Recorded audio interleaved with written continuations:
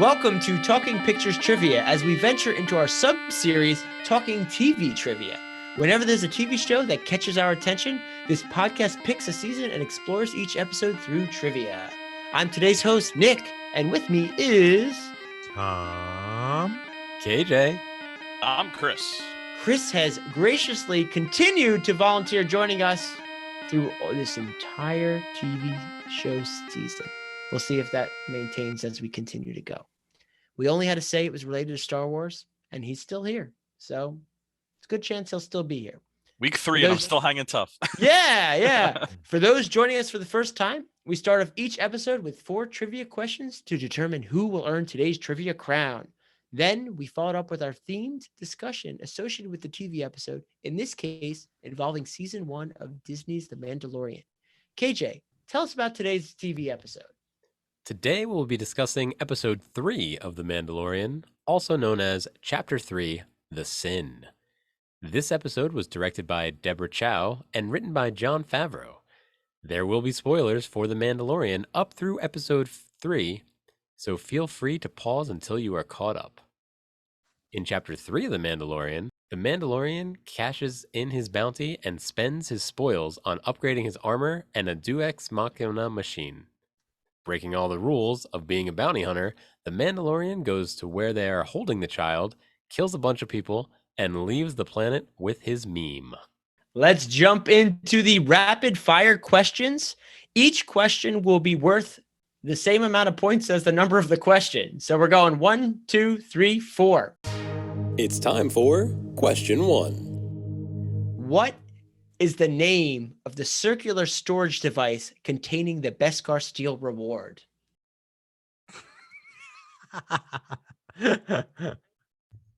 Locked in? I'm going to lock into one. I hate myself that I don't know this. I'm going to lock in. I know the name of the reference. I don't know the name of the thing. Yes. So this is like a nerdy Star Wars reference from Empire Strikes Back. There is a character. Chris, would you like to tell me the name of the character who runs by with it? His name is Wilro Hood.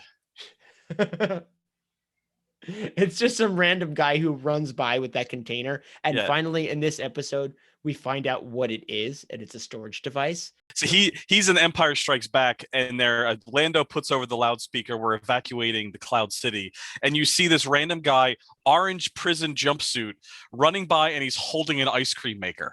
And it became like this big thing. So like Star Wars Celebration is a convention that's every other year or so. They actually have the running of the Wilro Hoods through the convention center where 30, 40 people dress up like this Cosplay. one character. Orange jumpsuit holding ice cream makers, and they run through the convention in a big Congo line. I can't believe I don't know what the name of the thing is called, though. Okay, well, we're going to start up. I like starting with KJ, so let's go. My understanding is that those metal that came from Mandalorian, right? They were taken from the Mandalorian. So I think that device to hold it was called the Mandaloot. Okay. Tom. Very good. I went with the basket because The Beskar basket? The Baskart?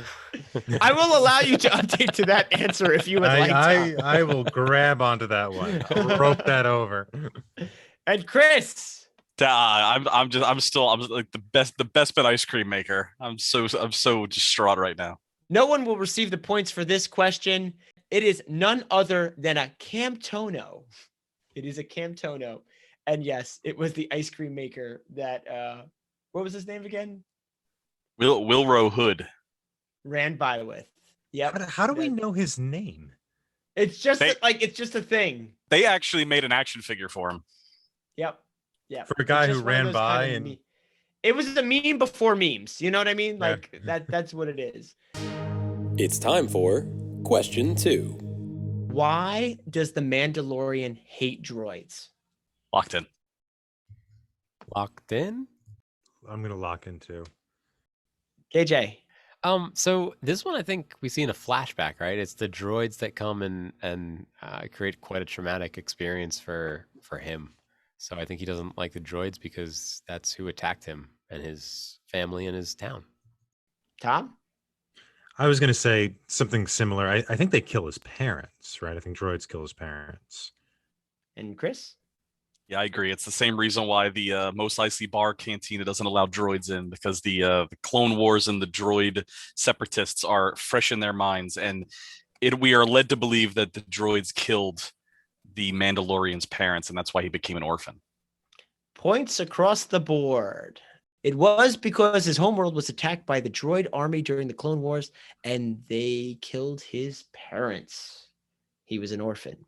If I only knew the camel toe cream maker, I would have been. I don't think I'd have been in the lead. What? Camtono. Oh, Camtono. Okay, we're going to go on to question 3. It's time for question 3. What is the significance of the patch on Dr. Pershing's uniform? Locked in. I'm gonna lock in. I have an idea, but I'm not positive. But I'll lock it in. Locked in. KJ? Was it the like the Red Cross symbol? I don't know. I can't. The Red Cross symbol. Tom? I remember that insignia from Rogue One. I'm gonna say it means it's a uniform for people in kind of the upper echelon of the Empire who work on the Death Star, who are at least like operating or in command positions in the era of the Death Star. Okay. Chris? I believe that symbol is from the cloners from Camino. Okay. Chris is actually pretty spot on. He's been doing his Star Wars homework. It is the symbol of the Camino cloning facility. I did think that this is something that everyone had a chance to get, because we see that he is taking samples and whatnot and is a doctor of sorts. But Chris did get the points for this one. It's time for question 4. How many stormtroopers does the Mandalorian dispatch while rescuing the child? Again, Price is Right rules as always. The closest without going over. Locked in. Yeah, I'm gonna lock in too. Yeah, locked in with a guess. KJ, start us up. 7? Okay, KJ's locked in with 7. Tom? I was gonna say 20. 20. Chris? My guess was 7 as well. Oh, okay. Based on that revelation, I'm happy or sad to say that Chris took this episode down again. I'm not really sure. I'm kind of in between here, but KJ and Chris will both be getting the points. Was it actually 7 stormtroopers? Absolutely not, but it was the closest. So I will break it down for you. I counted. There were a total of 14 stormtroopers that he dispatched during that sequence of rescuing the child. In fact, I thought it would be fun to break down the different deaths. There were 5 from blasters, 3 from vibroblades. There's a question mark there because I couldn't see the blade, but I'm pretty sure it was 3. 1 was electrocuted, 1 was the flamethrower, and 4 were the whistling bird mini rockets. So a lot of carnage in a pretty short period of time. So that's when we really see how awesome that guy really is, how efficient he is. I mean, so that was crazy to think that it was 14. I actually had to count because I thought maybe it was going to be high single digits as well. But then I realized that 4 killer with the whistling birds really added to the count there. I remembered the 4 whistling birds, and I thought there were 2 in the room with him and Walter and Willer Herzog, and I just added 1 for the Good fun measure. of it. I didn't think there was that many though. I didn't think it was 14. Yeah. I went through the whole scene and counted. Well, Chris, our guesses were a little short for stormtroopers. You can't see it on the podcast, but I'm slapping my knee. I also did have a bonus question in which KJ did spoil this in a prior episode, so I'm glad it did come down to that. There was another live action first in Star Wars portrayed in this episode. KJ, what was it? I think the dude with the clone insignia was wearing glasses, unless you count Maz, right? What was Maz wearing? Yeah, that's been debatable. It's on the line. And people are saying that tends to fall in the not truly glasses camp from what... Even more goggles. Yeah. So I think you are still correct there. Who's Maz? Which one is... She was in the sequel trilogy. She was the short creature. She had the castle. Really into Chewbacca. Oh, the Oscar Yes. winner. What's her name? Yeah. Lupita Nyong'o. Yes, thank you. Mm-hmm. Well, I think I met once actually. Oh wait, explain that a little bit more. I think it's odd because I think she was when I went up to Yale, their drama program. I think she was there at that time.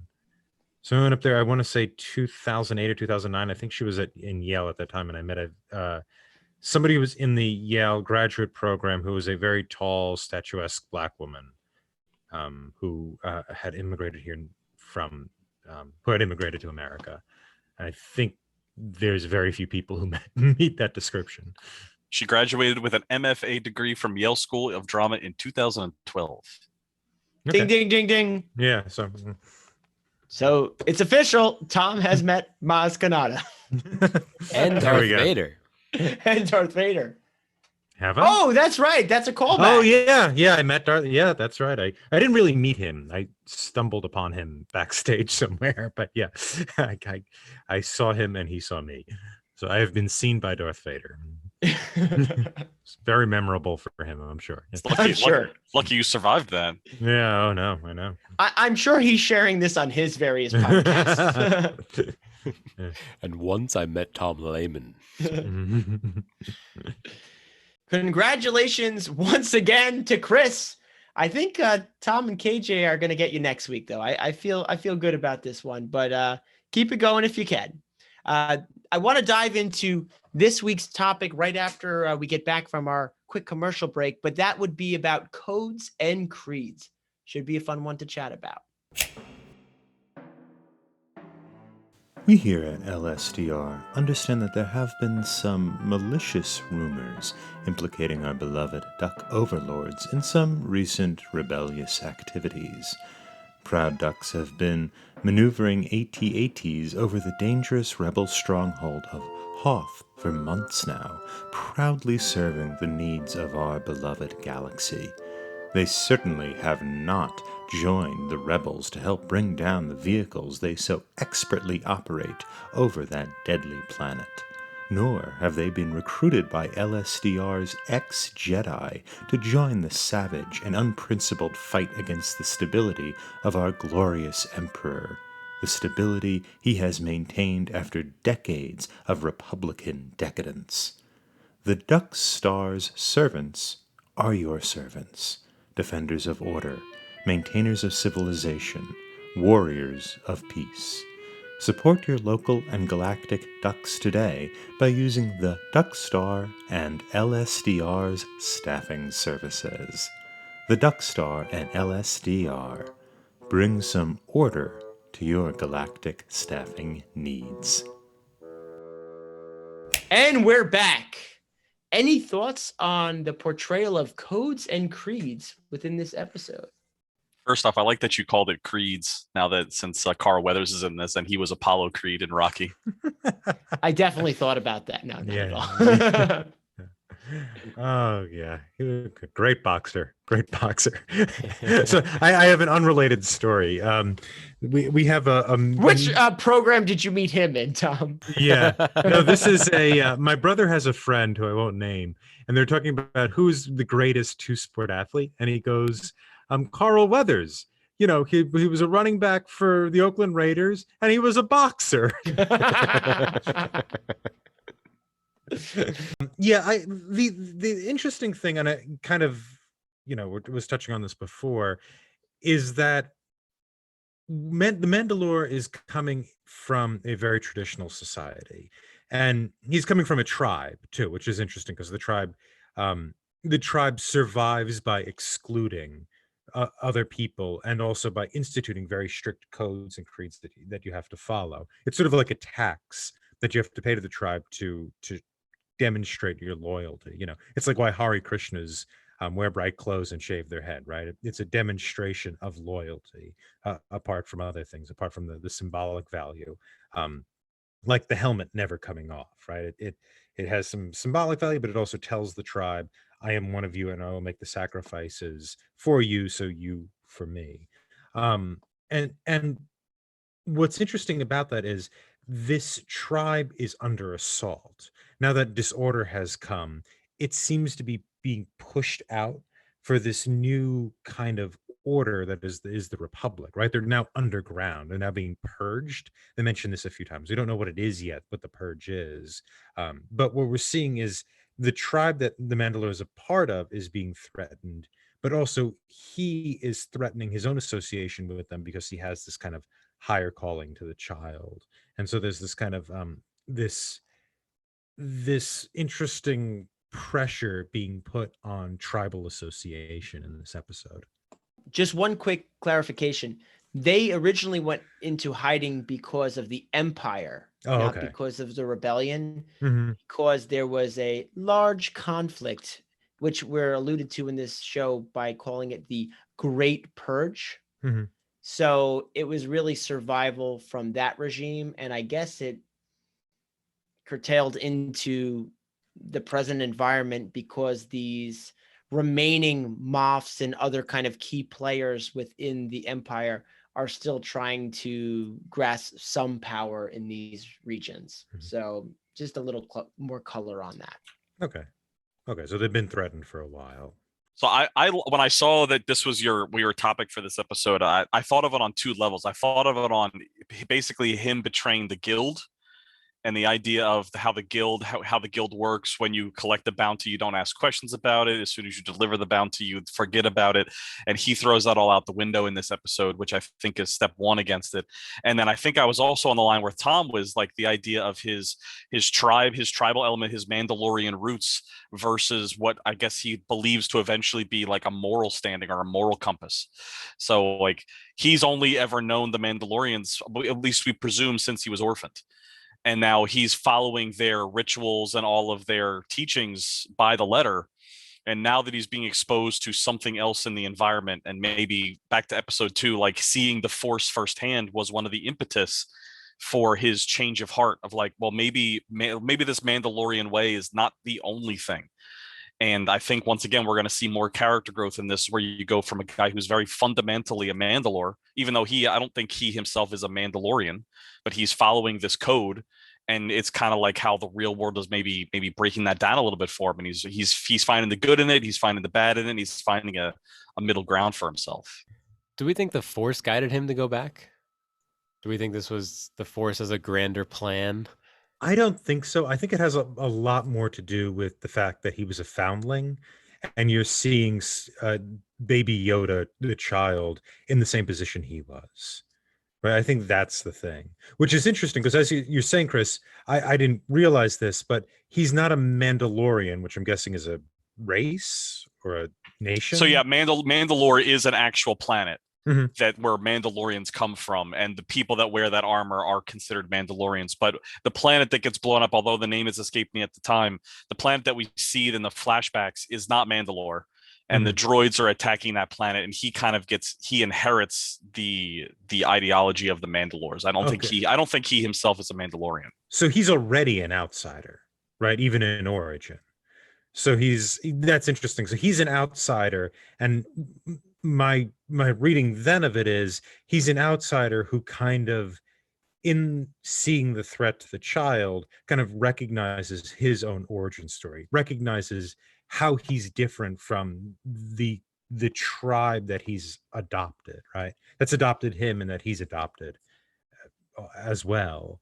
And he ends up kind of going on, like you're saying, like a higher calling, or a calling that's sort of, I guess, what people might call like a categorical imperative, right? To use the Kantian term, which is like this, like there's an ethical thing to do that is always what you're supposed to do no matter what.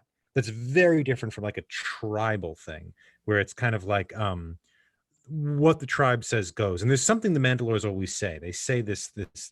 This is the way. This is the way, right? Yeah, and that's kind of like, it's kind of this utterance of like, this is how things are done. This is how we do it. And we don't talk about why. The why is cut off. What has survived is the custom. And it seems like the fact that this man is an outsider to this tribe that he's come in on, and that he's now put in a position to become even further an outsider, that he's actually going to kind of violate the customs seems to be this kind of case of a universal ethical principle versus a tribal affiliation. To add a little bit more color to that too, when he goes to the armorer, he does not have a signet because he does not have his own, for lack of a better term, sub-tribe. And Okay, that's what that another means. part of the organization, if you will. So it is very, I mean, the fact that you're saying tribe, it is very tribal. The Mandalorians are very tribal, even within their own parties. I think they refer to it more as clans. Yeah, they're clans. Yeah, so they do have that kind of mentality. There is Mandalorian, there's the code of being a Mandalorian, there's the birthright of being a Mandalorian, but it's really how you live and who you associate with. So as part of the creed, did I understand correctly that only one Mandalorian goes out of the underground at a time? What do the rest of them do all day? Is that the rule? The one that's voiced by Jon Favreau definitely says that, you know, they kind of go out one at a time, that they slink in the shadows. I don't 100% know the reasoning behind that. Maybe there is lore somewhere, but that he definitely says that for sure. And how did Pedro Pascal get chosen? Like, he gets to go up whenever he wants. The rest of them, who are way better outfitted and stronger and they're just better Mandalorians, have to just sit down there and, you know, twiddle their thumbs or whatever they do. Yeah. Well, they're not playing strip poker. We know that. Well, they can only get so far, Tom. Yes, exactly. I'll try to rationalize it just because that's what we're here to do. They may be its own clan and he may not be a part, but because he's Mandalorian, they will allow him passage. That's the only way I would really look at it. But that's a complete guess. But are the other ones trapped downstairs by the mythos? I didn't know. I didn't take that as literal. I thought he just meant that we go out sparingly. Yeah, that's how I took it. I didn't take it as too. literal. That would make a lot more sense. Yeah. Who's got the bathroom pass? Just to play devil's advocate to what KJ said, once they all do go out at the same time to help him at the end of the episode, the Mando actually turns to the guy with the big gun, the Jon Favreau character, and says, "You now have to move the group." Yeah, that's true. Because the group is no longer safe there. So I think I don't know that it's necessarily 100% literal, but I also don't think that it's too far off either, that they definitely try their best to kind of keep themselves to the shadows and not bring attention to themselves for whatever reason. Probably because they're all wearing Beskar and it's worth money. Check out our website, talkingpicturestrivia.com, for more information about us and our episodes. You can find us wherever you listen to podcasts, as well as our YouTube channel. We are extremely grateful for any positive reviews, as those help others like you find us. If you like what you hear, remember to like and subscribe to our show. Have you ever broken a creed, and why? Leave a comment on our YouTube channel and let's continue the conversation. Thanks for joining us today, Chris. It's always a pleasure. Thanks for having me. See you again, same time next week. Next week it is. We'll see if these other two guys can answer some questions right. Oh, gosh. We'll see. Only one can help. Oh. Additionally, you can follow us on Twitter at Talking Studios. Where can the rest of you guys be found? I can be found on Twitter at ThomasLehman15. And you can find me on Twitter at KJ10001000. I can also be found on Twitter at The Nicknames. Join us next time as we continue The Mandalorian with Chapter 4, Sanctuary. Not The Sanctuary. Talk to you then.